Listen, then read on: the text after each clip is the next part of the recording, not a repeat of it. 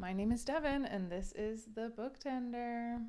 Are you in the mood for something that seems like it's going to be something that you love? You see it on the menu, and you're like, that has all of these different ingredients that I love. I know that this is going to be something that I am just going to really eat up. And then you get it, and you take a sip, and you're like, okay, yes, I like this. I like where this is going. And then you keep taking some more sips and you spend more time with it. And just over time, you're like, oh, this is turning into something that I was not hoping for. And in fact, there's something in here that I really, really don't like. And as I spend more time with it, it's just coming out stronger and stronger. And it is now, even though the first couple of sips rocked, we've gotten to a point where it is at a point, I don't know that I can really enjoy this anymore. I'll finish it. It's not horrible. It's not undrinkable, but it did not stand up to those first couple sips. Great. I've got the book for you. If you are in the mood for a delicious cocktail that stands up to the first taste, the last taste, it's refreshing, it's delicious, it's tart. I have this here. It is a champagne cocktail. I was going for lavender. Obviously didn't quite hit it, but honestly today is literally Halloween, so it's kind of great that it's like a blood red.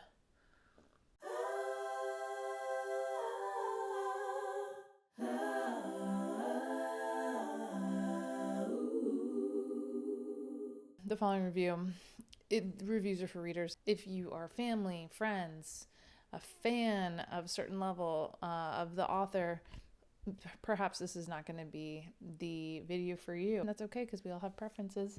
Just like for me, this particular dynamic that was in this book was not ultimately my cup of tea.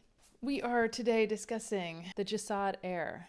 It is a book that I know about primarily because I saw a lot of discussion actually about the second in this duology, the sequel to this, called the JASAD Crown, I believe.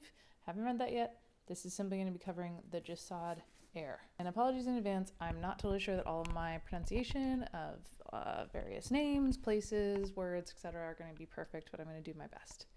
An unmissable tale of shattered kingdoms, forbidden magic, and cunning royals unfolds in this Egyptian-inspired epic fantasy debut. Again, talking about the things that I was really, really excited about. Egyptian-inspired, sounded amazing. Epic fantasy, I love epic fantasy. I'm always curious about an author's debut. So much of this really seemed like it was going to work well for me. 10 years ago, the kingdom of JASAD burned. Its magic was outlawed. Its royal family murdered. At least that's what Sylvia wants people to believe. The heir of JASAD escaped the massacre, and she intends to stay hidden, especially from the armies of Nitzal that continue to hunt her people. But a moment of anger changes everything. When Aaron, the Nitzal heir, tracks a group of JASADi rebels to her village, Sylvia accidentally reveals her magic and captures his attention. Now Sylvia is forced to make a deal with her greatest enemy, help him hunt the rebels in exchange for her life. A deadly game begins. Sylvia can't let Aaron discover her identity, even as hatred shifts into something more between the heirs. And as the tides change around her, Sylvia will have to choose between the life she wants and the one she abandoned. The Scorched Kingdom is rising, and it needs a queen. Yeah, I was excited by that. I was excited by the whole concept of this story. It seemed really interesting. The cover's great. But there were quite a few things that ultimately really prevented me from enjoying this book. This story is set in, an area that obviously is inspired by Egypt, but, not in our world. It's set in a period of time in the past. It starts in one of these 4 kingdoms. These 4 kingdoms are all relatively close to one another. In this world, they're taking carriages. We do actually travel from kingdom to kingdom later on. The the distance between one kingdom to another is like a 2-day carriage ride, so they're certainly not very, very far apart.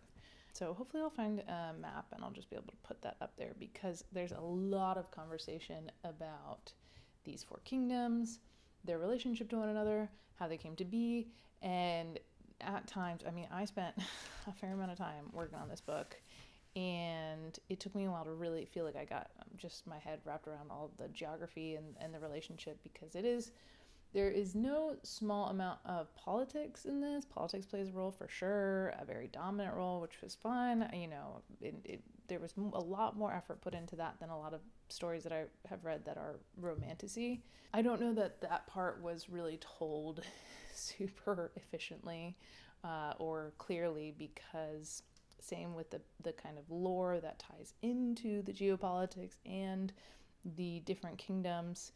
It was mentioned over and over and over again. I just didn't get a sense of like really knowing everything, and particularly like the time frame. There's a lot of talk about past events. I did not feel like I had a super clear time frame, except for the fact that where we are right now, when we, begin with our main character Sylvia, a lot of the events that they're talking about when her family was murdered, that happened 10 years prior. When she's 20 in the current time of the story. 10 years prior, she was 10. So let's begin with a sentence that was certainly effective. 2 things stood between me and a good night's sleep, and I was allowed to kill only one of them.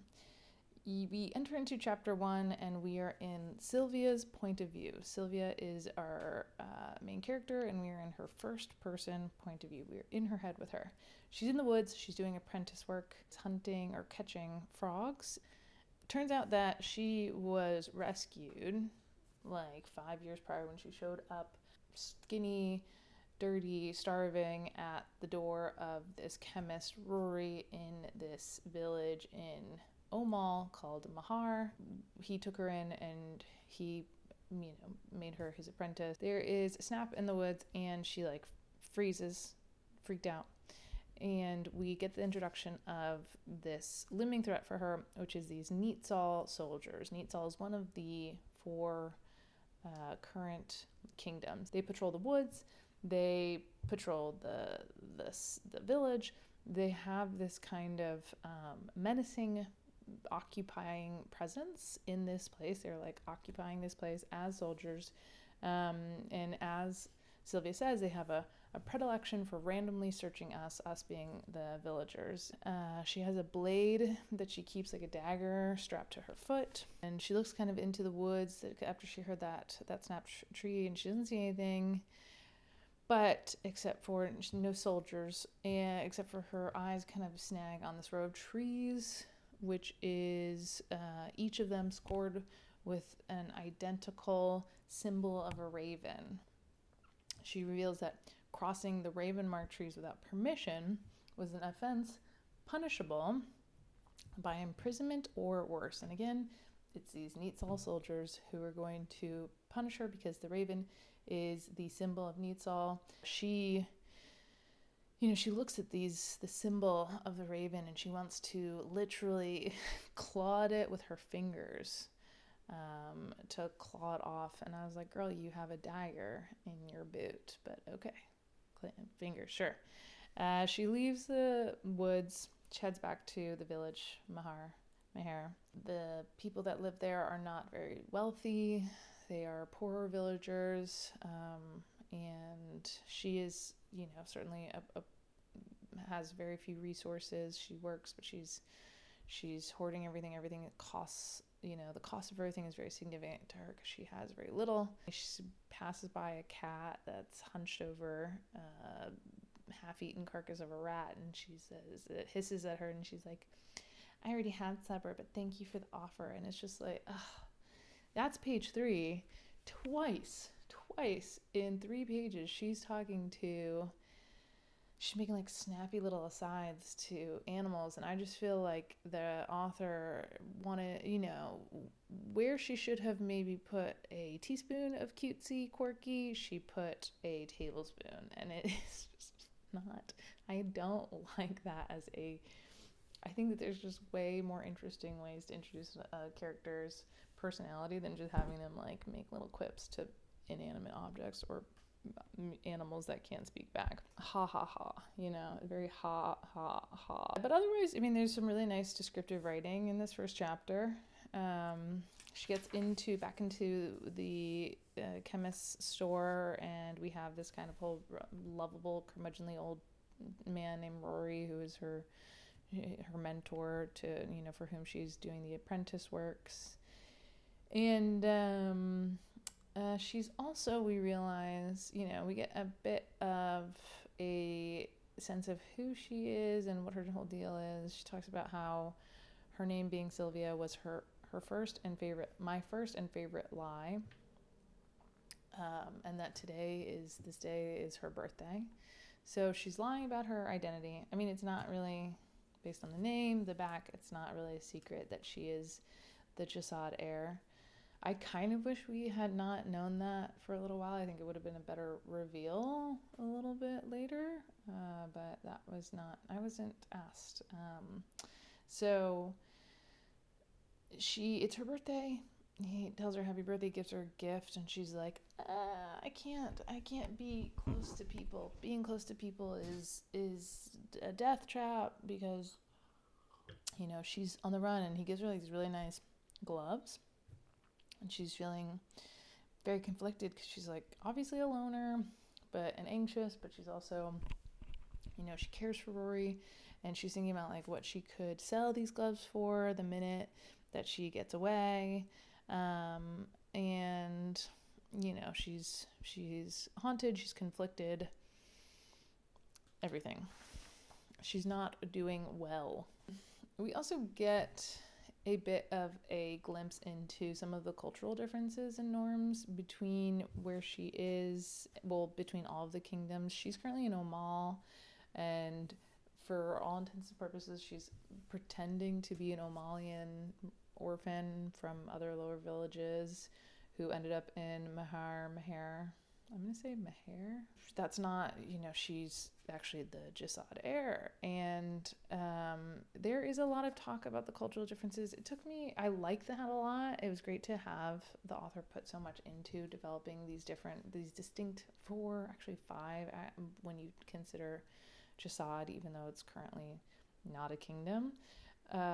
But it was nice to see the author put so much effort into these 5 distinct places with their own culture. I think that it was perhaps a little bit of a little too ambitious to succinctly introduce all 5 in this one book, and that maybe we would have been better served by mentioning all 5 and more focusing on the dynamics that we are really actively witnessing throughout the story. She is, on top of being kind of an anxious loner who's always looking over her shoulder, somebody who's knows the name of her monsters and is on the run. So she's also going to be somebody who's good at deception and staying hidden and flying under the radar, right? God fucking, I hope so. No, never. Jesus Christ.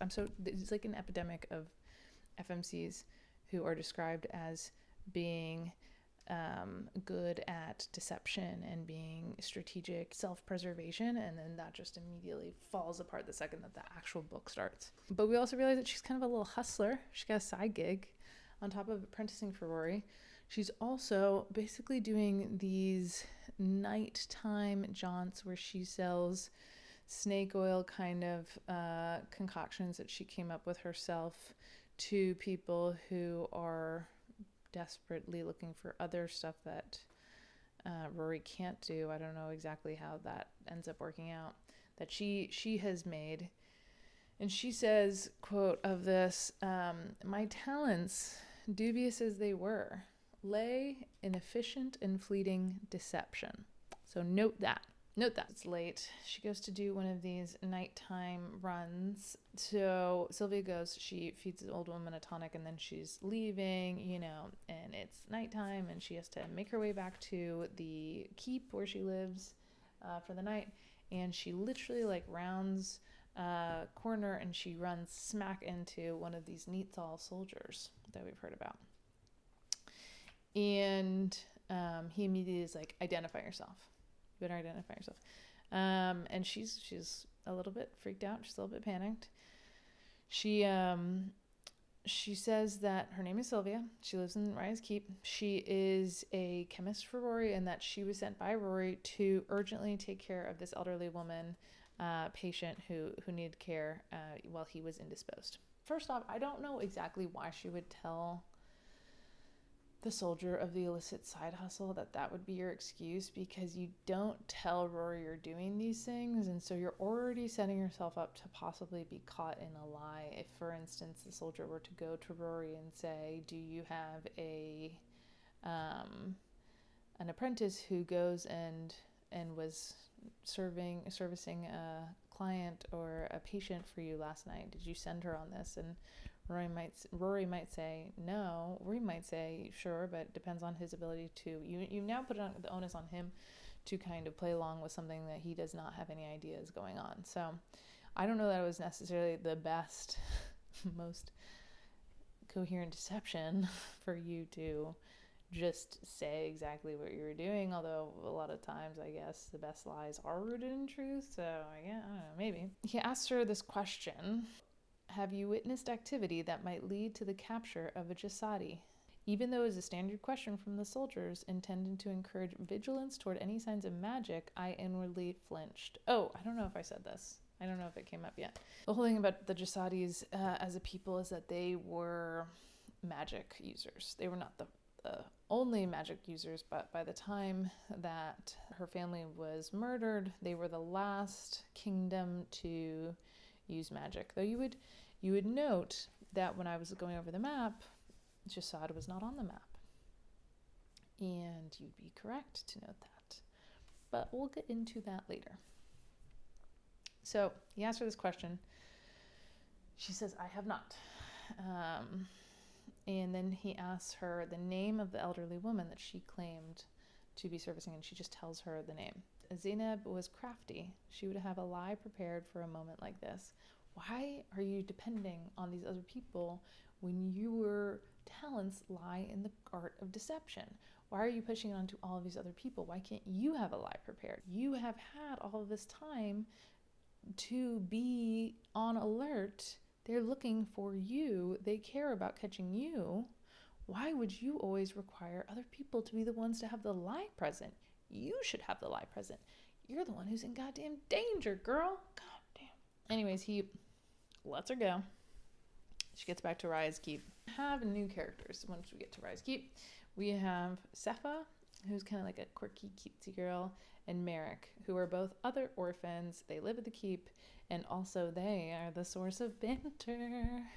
Banter, because no romantasy is going to be complete without painful attempts at humorous banter between the characters. I mean, I guess they were kind of nice color. They got to a point, I don't know. We'll talk about them more later.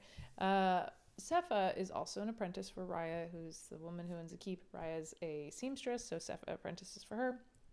Merrick is pretty. He's got golden hair. He's a heartbreaker. Apparently, both Sepha and Sylvia are darker skinned. They have dark hair. Sylvia has dark curly hair. It was nice to see, this is a book that is set in a place inspired by Egypt, I assume by the Arab world. It's nice to assume in my head, I was assuming that a lot of these characters were not, lily white, pale white, whatever. They were more characters or more features that you would see in that part of the world typically. Sepha is like this classic, she kind of represents this classic character who is often, created as like a foil to the slightly feral, very haunted, traumatized main character, which is that Sepha's like overly affectionate, overly sweet, so like bleeding heart loves her. They together are like they're a unit, they're a pair, they're not romantically involved, but they come together. They arrived in Mahar together, and they will always stay together, best friends, blah blah, like life partners, but platonic life mates type of vibe. There is a lot of like fluffy kind of fun-ish world building.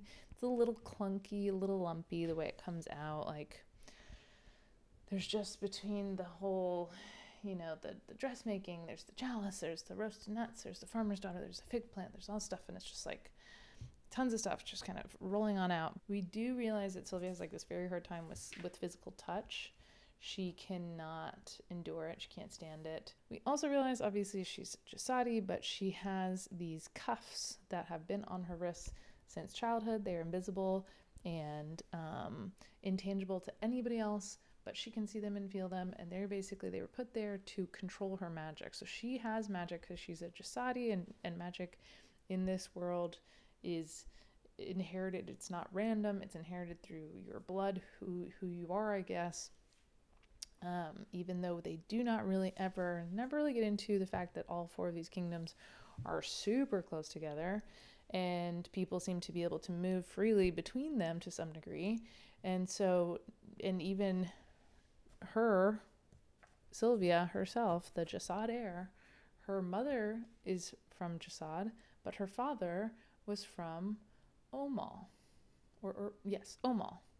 So she's only half JASAD blood, and yet she has the most power ever. So it's never really talked about the fact that all these people are going to be, if magic flows through the JASAD blood, all these people seem to be, having babies and procreating with people who are not originally from JASAD and not magic users, not inherently having magic, but it doesn't affect the blood at all, even though also we hear that later in the book we hear that every generation, until the Blood Summit, that the generations of JASADs, the subsequent generations, were getting less and less powerful magic-wise.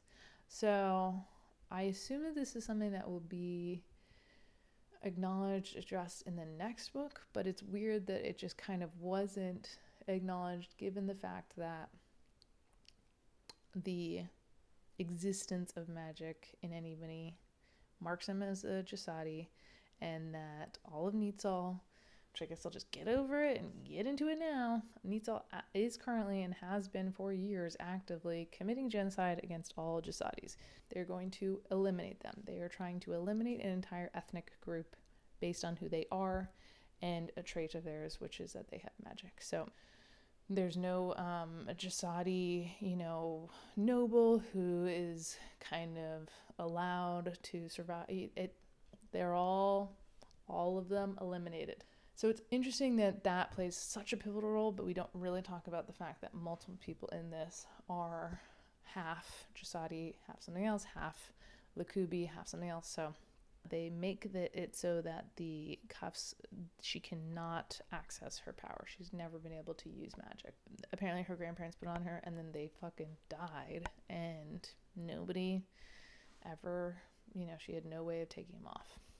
At Despicable, my thoughts swung to Aaron of Nitzal, the only son of Supreme Rawain, silver-haired, ruthless, heir and commander of the unmatched Nitzal forces.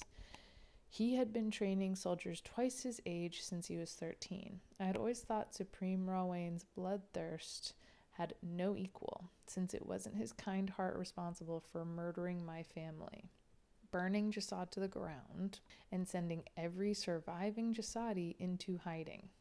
But if the rumors about the heir were true, I could only be glad Aaron had been an adolescent during the siege. But remember, he was an adolescent, but he was already training soldiers twice his age in the army at 13. So, note. With the Nitzal heir leading the march, I doubted a single JASAD would have made it out alive. The constant presence of Nitzal soldiers was common to all 4 kingdoms, an incurable symptom of Nitzal's military supremacy. They killed her family, they murdered her whole family, then they burned the entire kingdom to the ground, and then they have spent the subsequent 10 years hunting down every single living JASAD and eliminating them. It took me a little while for this to really sink in, but I, for one, I find it very uncomfortable to be reading a story where the love interest, if you guys didn't already guess, Aaron is the love interest. I find it really uncomfortable to read a story where the love interest is committing genocide against the main character's own people. It is a weird trend recently that I realized kind of after I read this, while I was reading this, and I was thinking about it. This book, Silver Elite, definitely, authoritarian, genocidal. The primes wanted to eliminate all of the modified. Eliminate. One dark window. I get it. I get enemies to lovers. You keep reading more, you keep writing more. The ante is going up. And for some reason, we have somehow gotten to this point where it is just kind of an consistent, or at least a slew of books where the love interest and or his family, his coworkers, his kingdom want to eliminate the people of that our main character belongs to. And I just find that really repulsive, especially right now. Like, I live in America in 2025. Let's hope that they really do the work to make it not feel like it feels right now, because right now it feels like she's talking about a man who belongs to a group of people who are authoritarian, genocidal kingdom of, with an extremely magnificent military force. And I don't know, that just, to me, lots of historical reverberations. The other types of people who have echoed that kind of approach to dealing with humanity and other humans, they were the bad guys. They were the most despicable guys, and not in a sexy enemies to lovers way, in a that is the worst way that a person could behave, period. Just get used to me. And if you are going to be like, oh, it's a fucking book, it's like romance, if you're going to take that tact, I'm not saying that this book should be not, and books like that, I'm not saying that they shouldn't be sold. I'm just saying I really think that people should be conscious when reading books where one character, the main character, is part of a single group of people, an ethnic group, and the other character, who is potentially going to be her love interest, wants to murder her and every single other person like her simply because of who they are. That's all. Magic marked me as a JASAD, as the reason Needsal created perimeters in the woods and sent their soldiers prowling through the kingdoms. I had spent most of my life resenting my cuffs. How was it fair that JASADs were condemned because of their magic, but I couldn't even access the thing that doomed me? I have so much I want to say about this book, and so much I got to talk about, and I just got completely lost talking about it. She goes back into the woods, same night, late that night. She's going back into the woods. She has a secret cache, basically like a go bag stash in the woods, where she's headed to right now, where she has she's been collecting food items, I assume probably some other type of like essential survival-esque items, and she's going back in there. She's bringing her sesame candies that she got as a gift from Safa and Merrick. It is quiet in the wood as far as she can tell. She straightens through, she drops the sesame candy, just leaves it. She's going to cross that line of raven-marked trees that go, to go into the no-go zone, according to the Needsal soldiers. She crosses, and then shortly thereafter, she hears somebody behind her, and whoop, who is it? It is the Needsal soldier from earlier. Apparently, her skills of deception weren't good enough to deceive the one soldier that she's interacted with so far. He absolutely, clocked her from a mile away. Here's what I'll say. I am somebody who also gives off bad dog vibes. This is something I will never forget. My roommate, one of my close friends, we were talking one time. I don't remember the context, but he said that I give off bad dog vibes, like a dog that knows that he did something bad, and just has that guilty look that you can see a mile away, or just that look that makes any person who sees it say, "What did you get into? What mess awaits me around the next corner?" Apparently, I give off that vibe, and so does our girl Sylvia, because that Neatsal soldier followed her into the woods, and he says, you know, it wasn't just that you're doing suspicious activities. I know you're a Jasadi. I know it. I'm going to take you with me. We're going to go to a tribunal, and you will face your fair justice. And of course, she internally and also externally in her conversation with the soldier points out that nothing about what Neatsal does with Jasadis, as far as how they treat Jasadis that they imprison or that they capture elsewhere and bring back to Neatsal, nothing is fair. It's all a sham. The tribunal is a sham. They will always be annihilated. That is the entire purpose of Neatsal right now. She laughs in his face, menacingly laughs in his face, snarled in his face, that kind of vibe. She says something that I think was interesting. She says, only 2 months ago, an Albanian merchant illegally trading in Jasadi body parts was brought to your Supreme's fair and just courts. He confessed to crushing and selling Jasadi bones to those eager to ingest traces of magic. His patrons, blessed with the brains of a goat flea, believed Jasadi remains were flush with health benefits. Your precious tribunal released the merchant with a warning and a hearty chuckle. They give a person who was murdering Jasadis and then breaking them down and selling off their bones to other people, they gave him a slap on the wrist. This is kind of where I started to be like, okay, if this is going to be an enemies to lovers, which everything is enemies to lovers. What's not enemies to lovers these days? They're going to need to really do some work, because he's the commander of these forces. He's the commander of this army. And remember, we already know he has been training other soldiers since he was 13. We know in the current timeline he's 26 years old and she is 20 years old. Sylvia is 20 years old. So when he was 13, she was 7. He's 6 years older than her. So he was 16 when she was 10 when her family was murdered. So he was already actively in the Neatsal army. He was already a part of this entire institution, this kingdom, because his father is the Supreme as well. So it's not like he didn't know. It's not like he hasn't been aware. So I was like, okay, let's see what they do with this, setting him up, obviously, because right now I am really sickened by the concepts of what I'm seeing.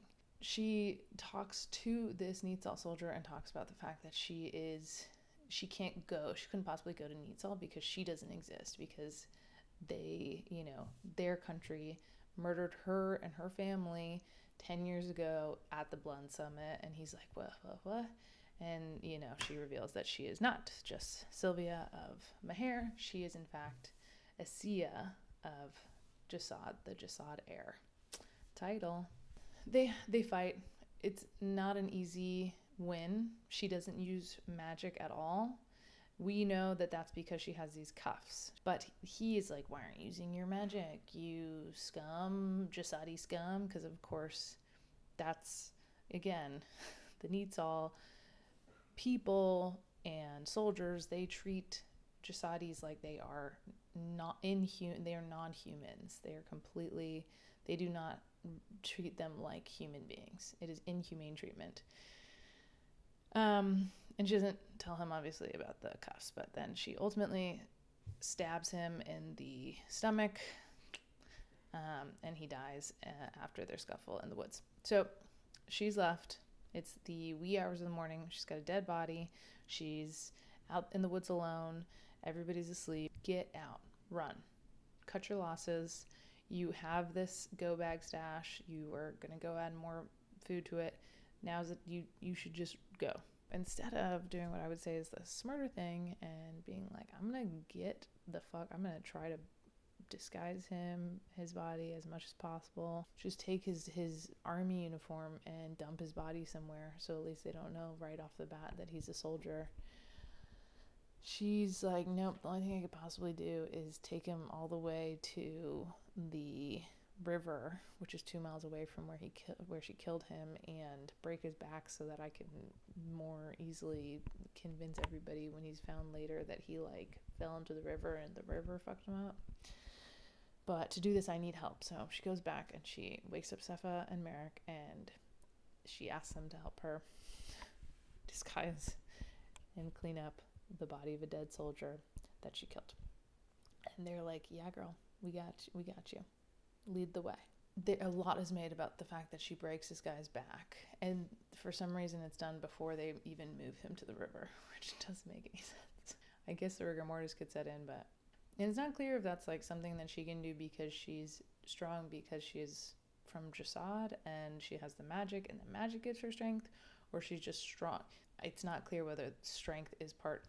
Let me just say, and I've seen some differing kind of opinions on this on TikTok, the magic system in this book is not very clear. The one element about the magic system that is relatively clear is that magic is a finite source for anybody who uses it.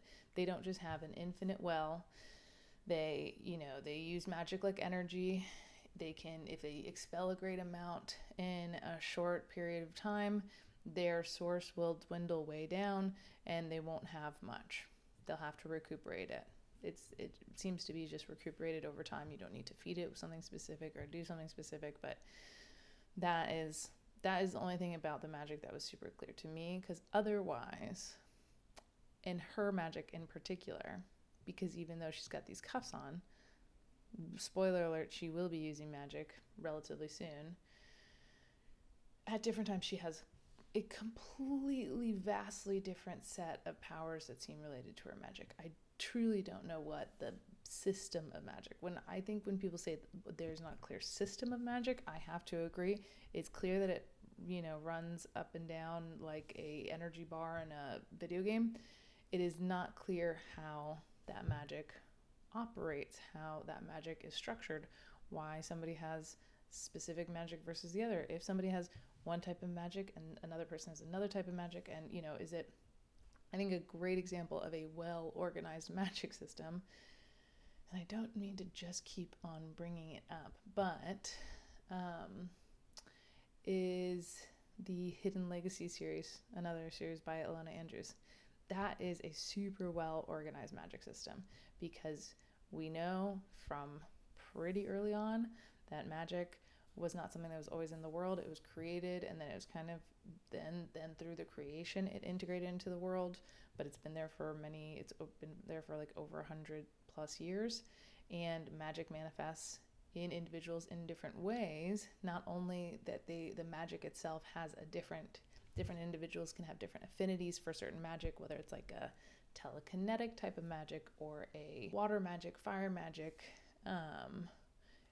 truth telling, lie detection magic.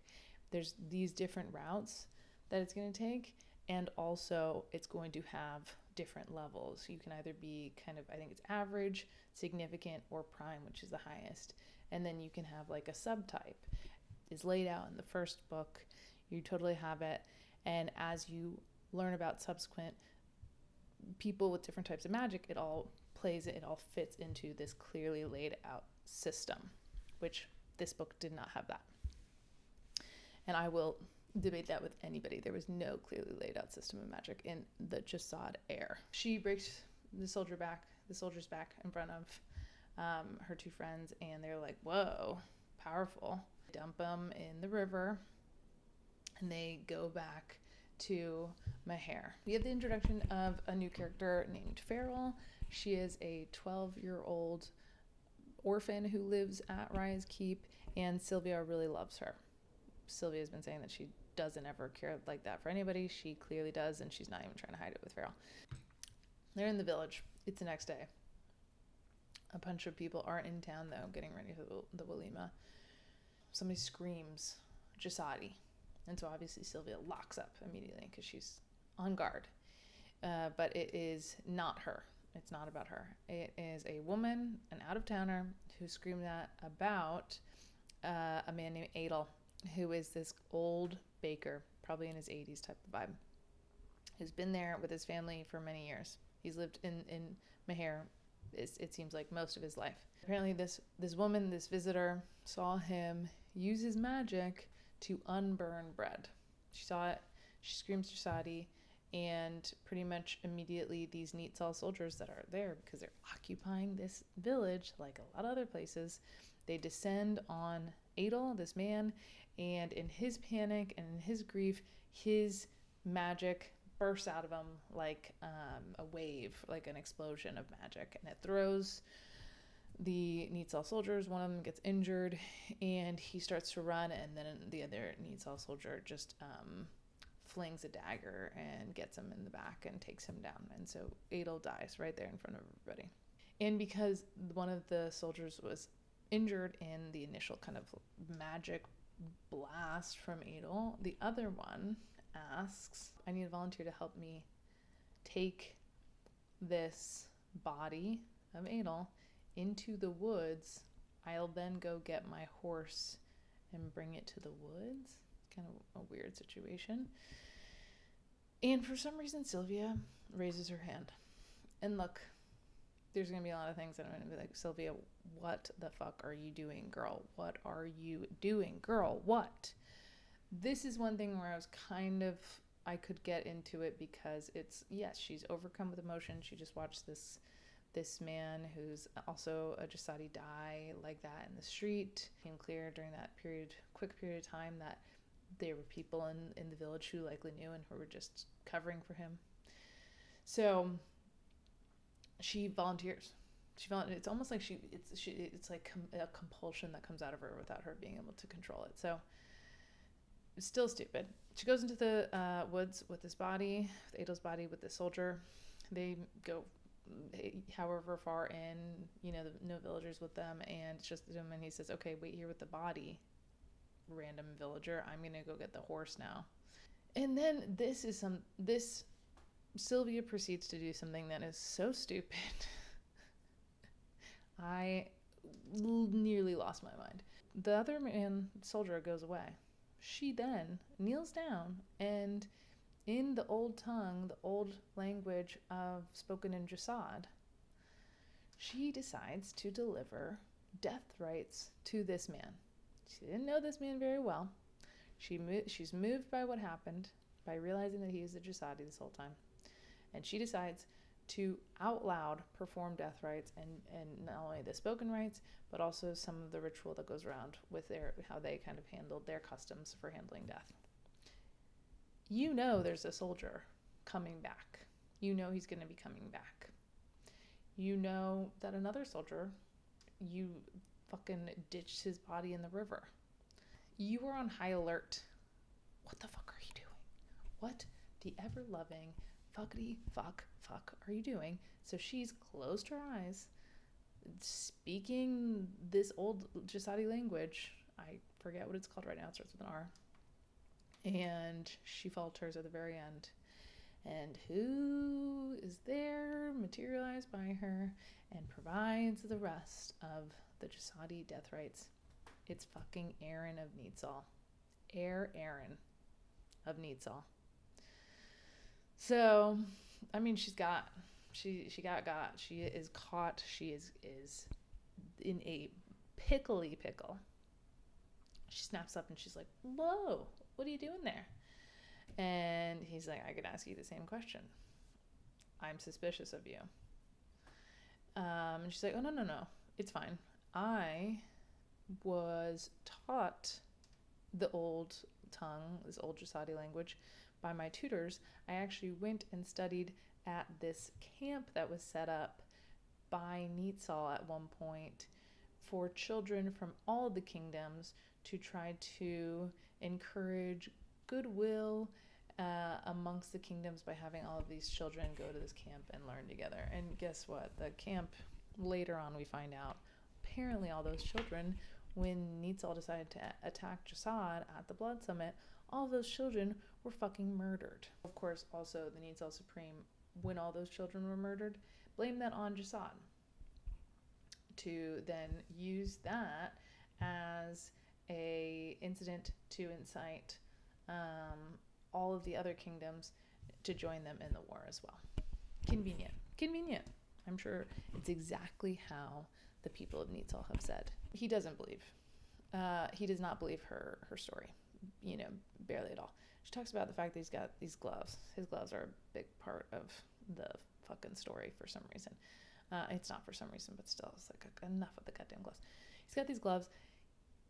He is taking them off. Apparently, Aaron of Nitzal, the country, the kingdom that is tracking down and hunting down any remaining magic users to annihilate them, he has this ability that if he touches a magic user with his bare hands, he can sense their magic. Is that not fucking magic? I can't do that. I have a hard time understanding that to be anything other than magic.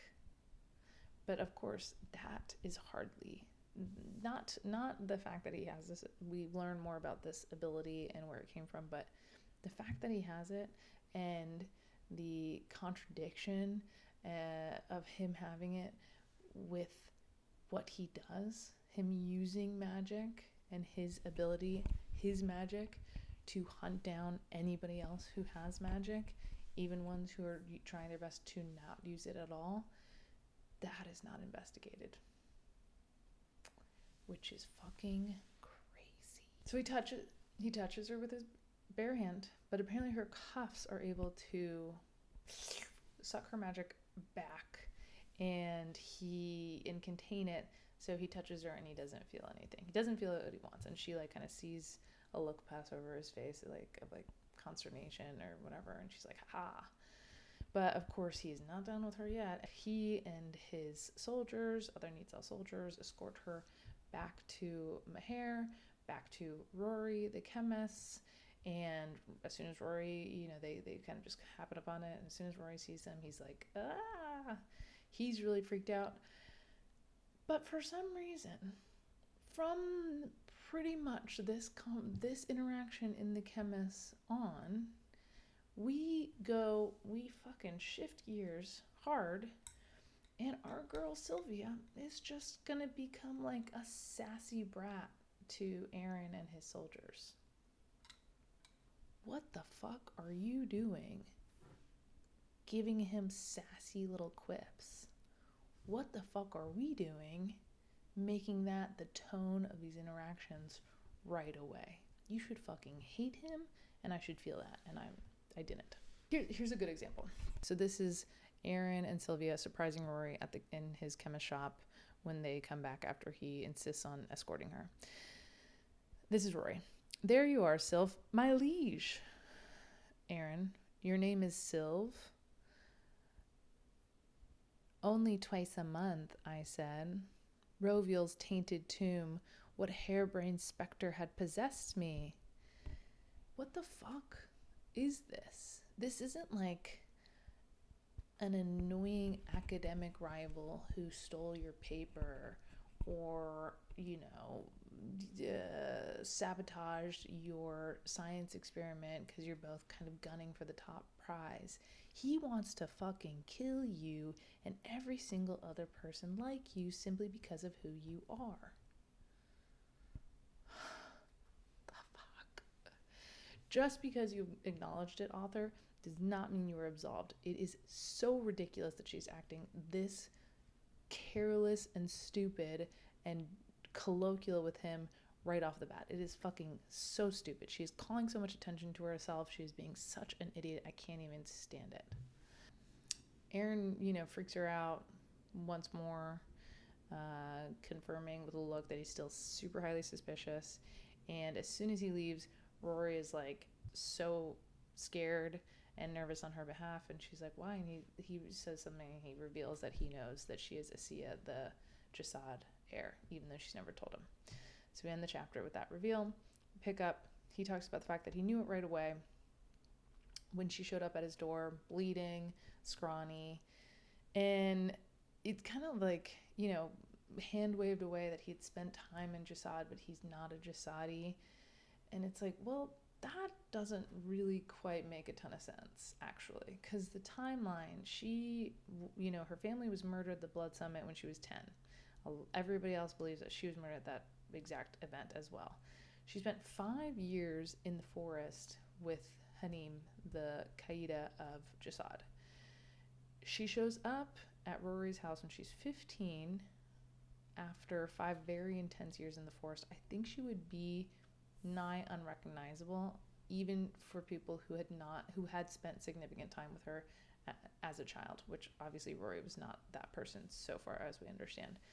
So I don't really believe this claim that he just fucking guessed it was her. I assume that in these countries, the way that it's set up, especially in the lower villages, poor orphans they are not infrequent. There's tons of orphans living at Rise Keep. So I don't know why he understood immediately that this orphan who can't do magic and showed up was the lost heir of JASAD. But we're just going to believe that, and we're also going to believe that he understood it was her, he recognized her, and no one else did. Revelations and revelations, but she just goes back to the keep.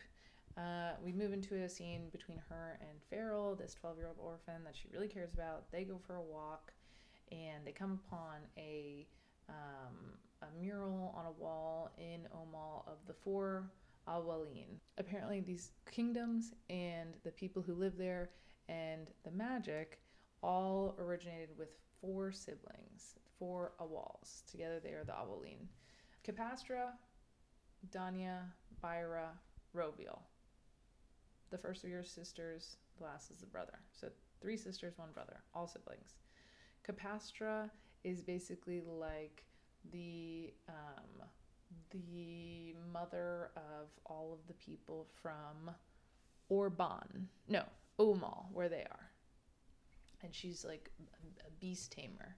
And then Roviel, the brother, was the father of the JASAD, and he is only talked about just having magic that he had too much, and pretty quickly the whole conversation is about his magic-induced madness. Danya is the original mother of Orban, and she's known for having a battle axe for her warrior prowess.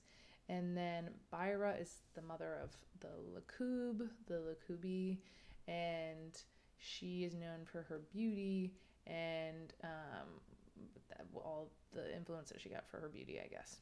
And so these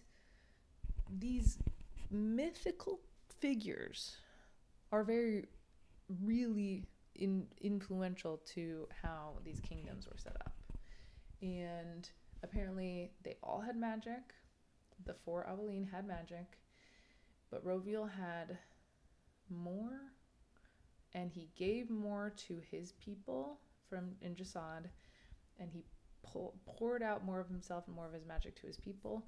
That gave them magic for longer, which is why they were the only kingdom that continued to have magic at a certain point, which is why the other kingdoms turned on them. But it also drove him insane, because apparently he gave away more magic than he had to give.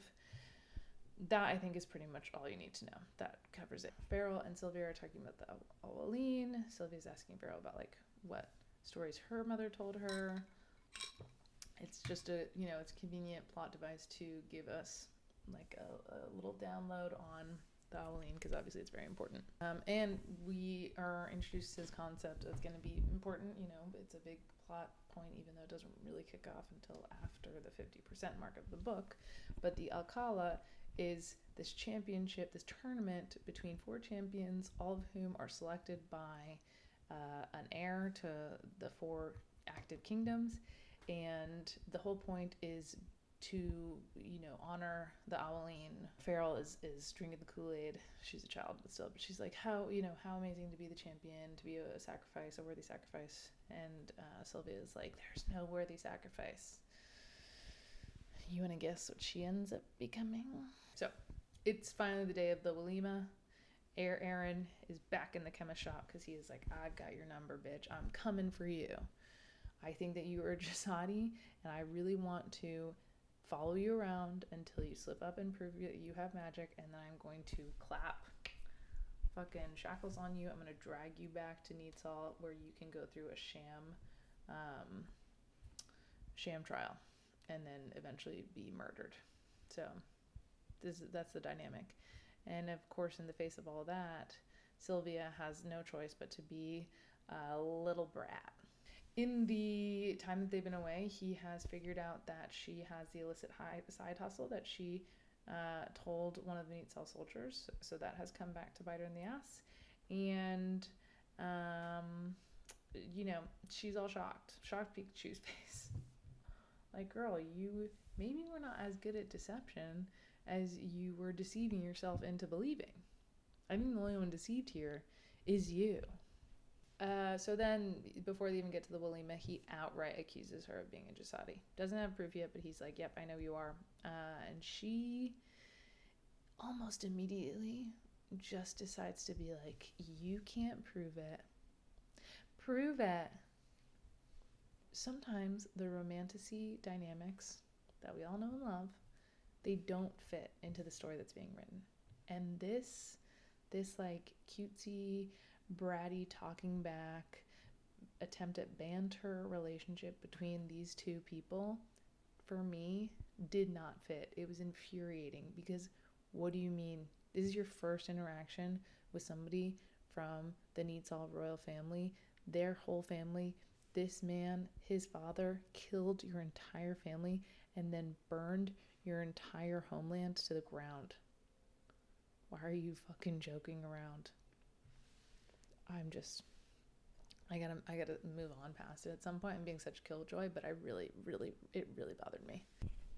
So Farrell is taking care of the chairs. They're at the Abilene. There's like fighting going on. The fighting is how typically it seems, fighting on raised platforms. That's how the champions are typically chosen. And it said that the Neat Cell heir always chooses a champion from a differing kingdom than his home kingdom, never from Neat Cell. And he's there, so people are kind of expecting him to choose somebody there. Wink. A big carriage comes through at the Walima. Who emerges from this carriage? It's the Omalian heir, Felix. So now we've got the heir of JASAD, the heir of Omal, the heir of Neat Cell, all together at the same place in the lower village of Maher. How convenient.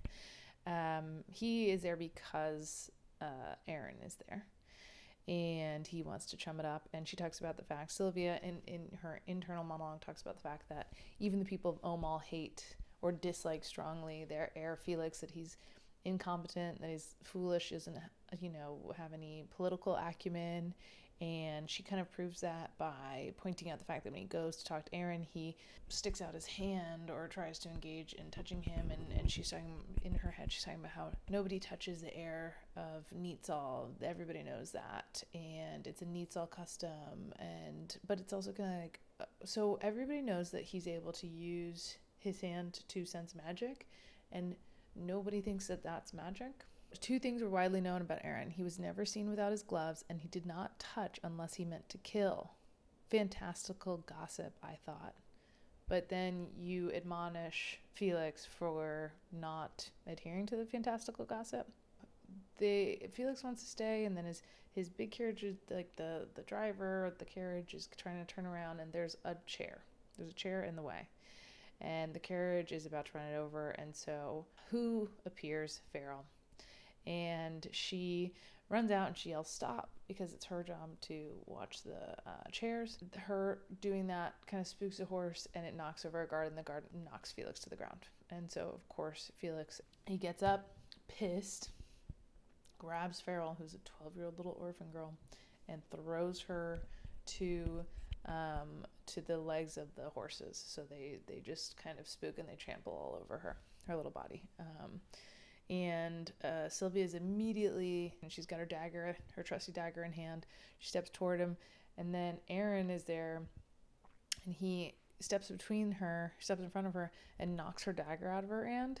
And then she uses her magic right in front of Aaron. He's sitting right next to her, and she uses her magic to send the dagger into Felix's thigh.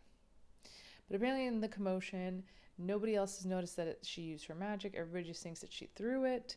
So Felix immediately is like, arrest her. I want her fucking killed for stabbing me. And instead of that happening, Aaron is like, no, because she is my champion. And according to the rules of the Alcala, she is exempt from any formal charges, as she is now under the protection of me, the Needsall heir. She is my champion for the Alcala. Finally have our true inciting incident. For me, I think it took a little too long. There was a little too much drag there. By the way, Farrell is alive, barely. Her whole entire little body is broken, but she's alive. And recall, keep in mind, Sylvia said, kernel of rage to add to the collection. She is ostensibly rageful. Aaron's guards take her, basically capture her after this, and take her to some room in a little house or building on the outer border of Maher.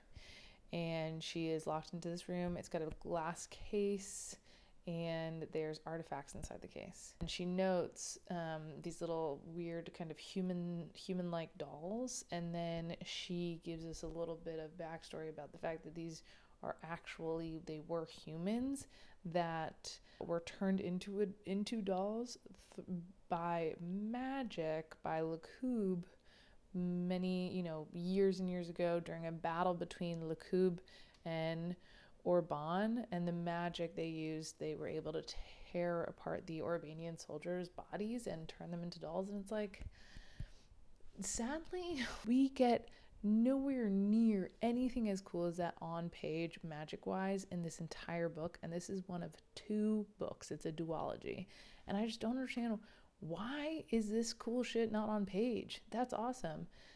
I really don't understand the magic system yet, because so far we've got Sylvia hurtling daggers, we've got fire from the Blood Summit, and we've got the ability to turn soldiers into dolls. By the way, this is probably a good time, I don't know if we've talked about it already, but the whole origin of Needsall is confusing slightly. Basically, back a long time ago, Needsall was, I don't know if it was always intended to be a kingdom, but at least the organization, the entity of Needsall, was established as a military that was supposed to keep peace between the existing kingdoms. And so, like, in that whole situation with Lacube and Orban, Needsall marched on Lacube after. So I think Needsall has never had magic. They were initially set up to be this kind of objective force, military force, but quickly or somehow along the way became their own country and developed a really strong anti-JASAD sentiment that eventually evolved into them committing genocide against JASAD and basically taking the JASAD lands for their own. So she's in this room with this war cabinet, this cabinet of artifacts. She decides that in that cabinet is like an axe and a small sword, a short sword. So she decides she's going to use some cloth, some of her clothing, wrap her arm, her elbow, and break open the glass in the cabinet. And eventually she does so, even after struggling. She's like walloping it. It sounds like she's broken her elbow. She's eventually able to do so, and as she's trying to reach something, the axe, Aaron comes in, and then she attacks him. She's not able to get the axe. She's able to get like the little short sword. He comes in. She attacks him. He catches her wrist or her hand, and he just like breaks the fuck out of her wrist right away.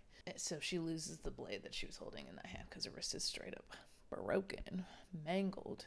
She nicks him with the axe, he knocks her over, and then he just like slams his boot on her other hand and shatters that as well.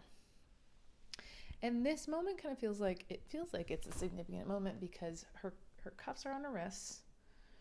She has her wrist on one hand completely broken. She's got her hand on the other just shattered, destroyed, hamburger meat style. And it feels like, so is this like impacting the cuffs? Is the magic able to flow now? Like, have we somehow destructed the power of the cuffs, the ability for them to trap the magic. Is the magic going to happen? Not really clearly stated, actually. Aaron's got her pinned. He pulls off his glove, cups her face with his bare hand. The bones of my splintered wrist imploded beneath the unbearable strain of my cuffs. I was eaten alive from the inside out as my magic beat against me, seeking an outlet that did not exist. Tears ran down my temples, pooling between Aaron's fingers. What was he doing to my magic? His lips parted, features awash in wonder. How are you hiding this? He said, voice low and accusatory. I can feel. How can you? And then the door opens and one of his guards is there, and it's clear, I guess, on his face, based on his face, that what's happening to her is really fucking bad. Her mom kind of appears to her, and she starts talking to her. Her mom's talking to her, and she's telling Sylvia to fight. She's telling her that she needs to fight. She says he's reacting to your magic, and it is stealing him from his right mind. He will kill you if you do not resist. Okay, I don't really understand what's going on exactly. Anyways, the ground starts shaking. She is basically able to like toss him across the room. Then she is still trying, and instead of turning anything on him, she just basically throws the cabinet onto herself, and she blacks out. So far, she has the magic of throwing things, throwing people, shaking the ground. That's what I know for sure. She wakes up again in a smaller room, different room, and it stinks, but her body's miraculously healed. Her wrist's okay, her hand's okay. She puts down her feet and she feels something weird, and then she realizes it's the body of the soldier that she killed and put it in the river. Aaron like found it and has it here waiting for her in this tiny room that she's stuck in. And on his chest is the wrapped sesame candy. So I mean, like, yeah, this is effectively conveying to me that Aaron is a sick fuck who loves to toy with these people that this group of people that he is going to ultimately kill. He doesn't view her as a human being. He views her as a subhuman kind of creature whom he is going to use and abuse, and at this point I don't see why she would have any faith in him or like trust whatever he says. She screams, but then she like gives him the candy back and says, I don't like sweets. And it's just like, ugh, I hate this fucking dynamic here. Vaughn, one of the guards, I would best describe him as Jack Barlow-esque. Just like a brutish fucking buff dude who hates her with a passion and is just waiting for an opportunity to physically beat her. He almost attacks her, and Aaron kind of kicks him out. He does reveal to her that Farrell's alive. Also, it was her own magic that healed her body. So add that to the list of magics that she has. Shaking the earth, throwing things around, healing herself. Do I see a connection there? Nope. We're entering into this extended middle period that I really didn't love, where it's just kind of her doing like a training montage of sorts. But there's just some moments where the writing becomes really ham-fisted and very clunky. Satisfy your hubris then. You are my arbiter to the afterlife. End this cleanly. Your infantile mastery of your emotions has done you no credit. I could have seen you dead 1,000 times since I arrived, but there you sit, insolent as ever. It's just like, that's, I guess, how they talk. That's not how anybody talks. That's not really how they've been talking in the past. That's not how she was talking to anybody else, but apparently now that's how they talk. She somehow puts together, just in her noggin, that he has not killed her, obviously, so he's got an ulterior motive, and the whole naming her champion thing. And she puts together that there's got to be another group of JASADs, a rebel group of JASADs that he's trying to hunt, and it's a powerful group or something of JASADs, and he was using his search for the champion as cover. And you know what? That was exactly what was going on. There is a rebel group of JASADs. There's more than one. But right now we want to know one, and he's saying that he wants to use her in his search. He does not know her true identity yet, but he does know that she is a JASAD. She's got the powers. He's going to train her so that she will win. She will compete and win the Alcala. And when she finishes the trials and when she wins, she can go free.